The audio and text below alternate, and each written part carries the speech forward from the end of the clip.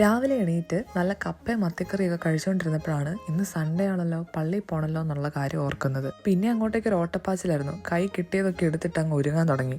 എൻ്റെ കൂടെയുള്ളത് എൻ്റെ സിസ്റ്ററാണ് കേട്ടോ, അതായത് എൻ്റെ പപ്പയുടെ അനിയൻ്റെ മോള്. ഞാനിവിടെ ഇപ്പം എൻ്റെ ഫാമിലിയുടെ കൂടെയാന്ന് പറഞ്ഞില്ലായിരുന്നോ, ഇവരുടെ കൂടെയാണ് ഇപ്പം കുറച്ച് നാളത്തേക്ക് എൻ്റെ സഹവാസം.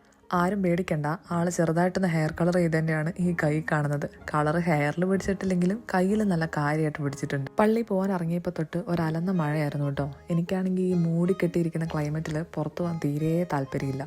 എൻ്റെ ഒരു അഭിപ്രായത്തിൽ ഒന്നെങ്കിൽ മഴ നന്നായിട്ട് പെയ്യണം, അല്ലെങ്കിൽ പെയ്യാണ്ടിരിക്കണം. ഇതിൻ്റെ രണ്ടിൻ്റെ ഇടയിലുള്ള ഒരു ഇത് കാണുമ്പം ഒരു കാര്യമില്ലാണ്ട് എനിക്ക് തന്നെ വിഷമം വരും. എന്താ അല്ലേ?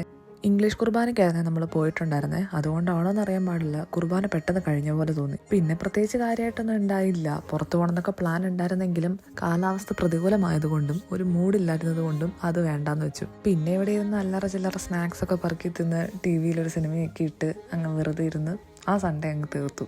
അപ്പം അത്രയേ ഉള്ളൂ. ബൈ.